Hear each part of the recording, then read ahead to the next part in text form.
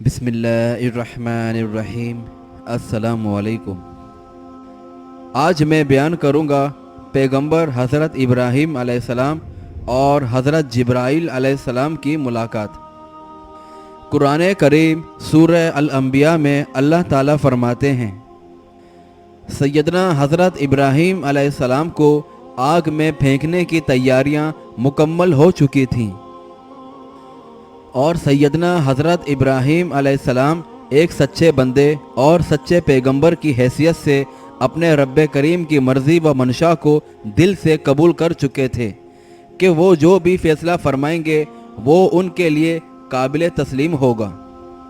اور اسی وقت حضرت جبرائیل علیہ السلام نزول فرما ہوئے اور سیدنا حضرت ابراہیم علیہ السلام سے دریافت فرمایا کہ آپ کو کسی چیز کی ضرورت تو نہیں؟ سیدنا حضرت ابراہیم علیہ السلام نے جواب میں فرمایا، نہیں، آپ سے کچھ بھی درکار نہیں۔ اس کے بعد سیدنا حضرت ابراہیم علیہ السلام کو آگ میں پھینک دیا گیا، مگر وہ خوفناک آگ آپ علیہ السلام کے لیے بحکم الہی ایک ٹھنڈی گلزار میں تبدیل ہو گئی،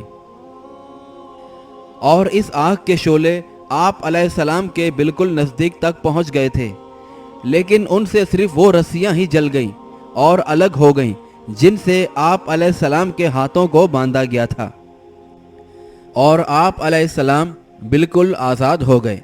اس کے سوا یہ خوفناک آگ آپ علیہ السلام کو ذرا بھی نقصان نہیں پہنچا سکی۔ یہ سب حکم الہی ہی سے ہوا۔ اللہ تبارک و تعالی جو قادر متعلق اور حاکم کائنات ہے،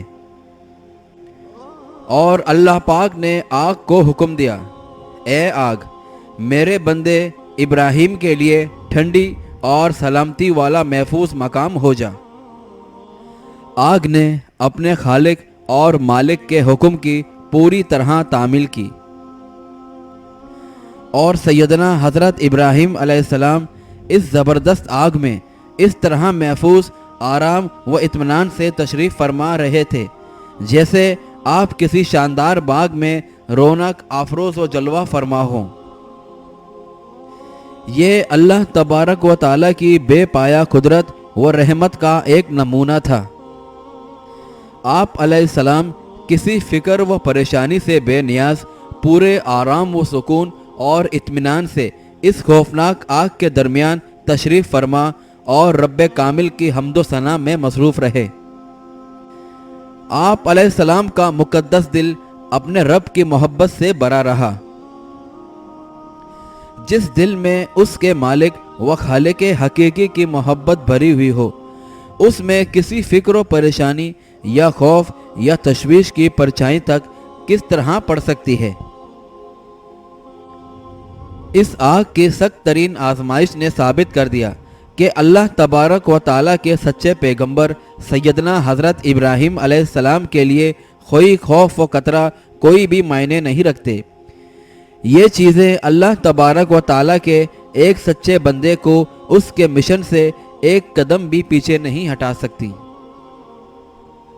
اور اللہ پاک کے حکم سے یہ خوفناک آگ سیدنا حضرت ابراہیم علیہ السلام کے لیے ایک ٹھنڈی اور پرسکون اور آرامدہ جائے قیام بن گئی تھی۔